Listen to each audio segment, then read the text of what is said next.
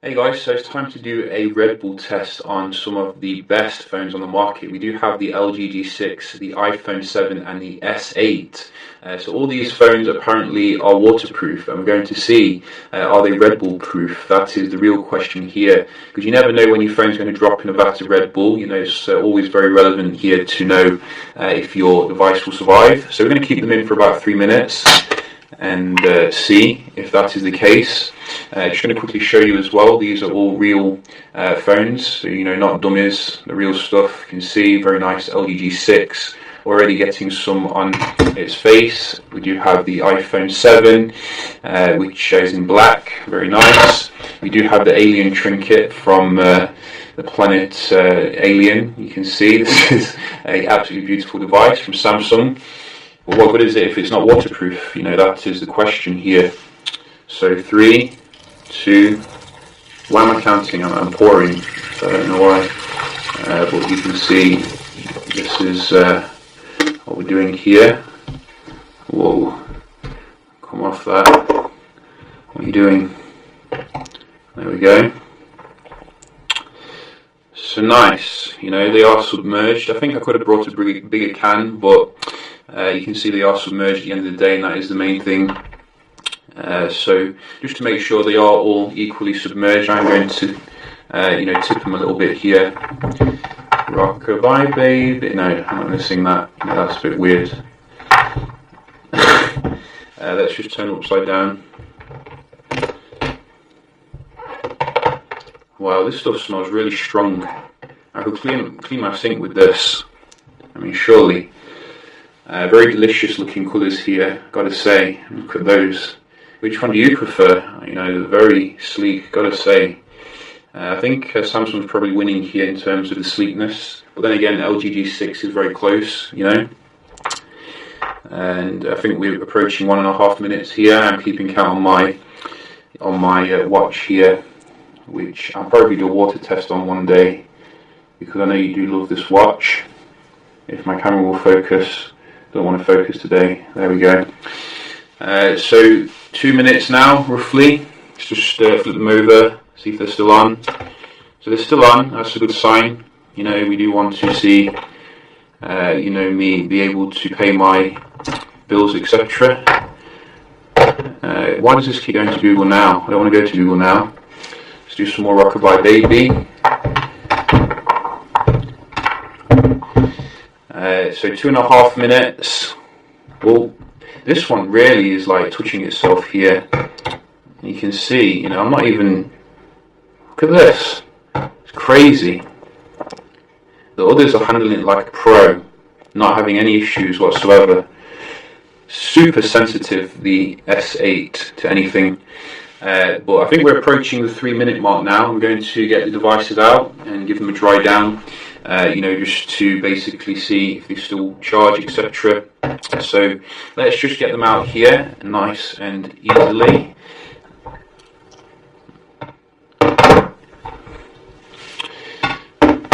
And where are we going to put this? We're going to put this somewhere else, because it is very caffeine-y. Right, so let's just get them all on the table here. They are going crazy, I've got to say. So on first inspection, we can see the G6 doesn't respond to touch on the screen. The iPhone does, so we give it a point there. It's a little bit flaky, but you know, the S8 does as well, but I'm going to deduct a point because it kept touching itself when we were doing the test. So I think the iPhone wins for the screen touchiness. We're going to have a look as well at the cameras when we give them a quick dry down here. So first we're just drying the LG G6 phone. This is LG's first waterproof phone, I think, actually, because they did ignore it for years. So we'll just quickly give it a little dry down, and then we're going to have a look at the camera, see if it can take a usable shot.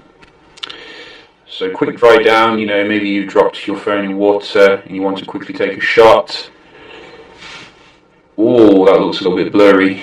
Both of these are being weird, but very usable at the end of the day. You know, you can definitely use that. Let's just go to auto, and it takes a shot, as you can see. Nice.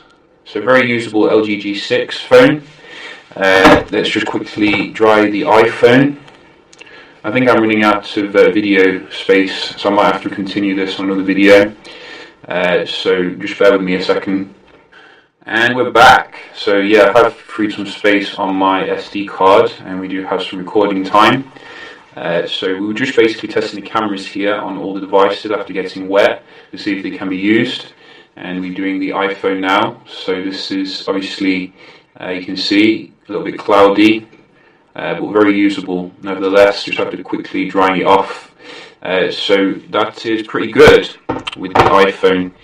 Finally, we do have the S8. This is the first kind of water testing which I've done. So hopefully we will see some other tests as well. And let's see the camera here. Can it get a good picture when you just made it wet?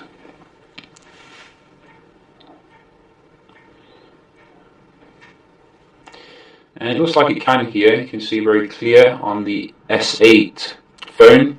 So those of you thinking of taking it abroad, near the pool, etc., you'll still be able to capture those life special kind of moments, and not to worry about missing them, which is good. So what else can we test? We can test the charging as well. Let's just quickly dry the port here a little bit. We don't want to, fry it or something. So we do have my Showtech. I'm never going to give up on Showtech. Showtech is important to me as Ducky of Doom, who is away at the moment on holiday. Let's just put this in.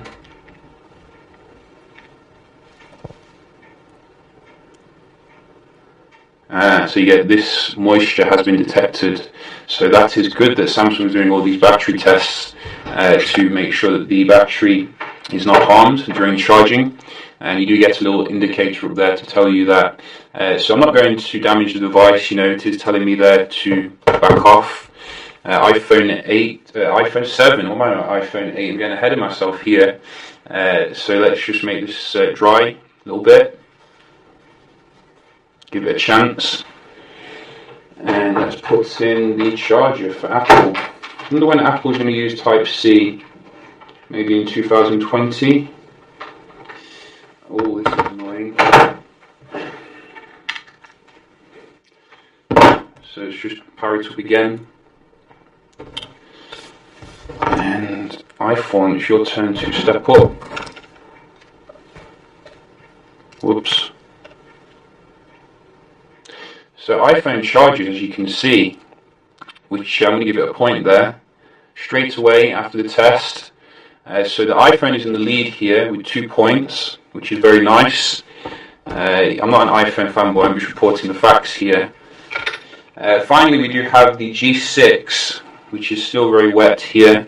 But the main thing is the charging port. That is the main boy that we want to see. Can you charge it after getting it wet? So I'm going to have to switch back again. Wish I could still go with Type-C.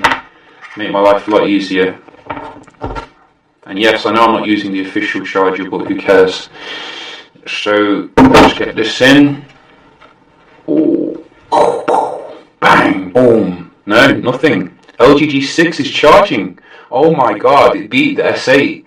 That is very unexpected. So Samsung's behind here. My little jewel on the right is behind.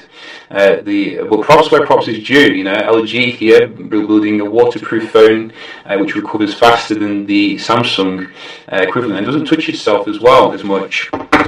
So yeah, very interesting results here. I think the iPhone did win overall because the screen wasn't very responsive on the G6.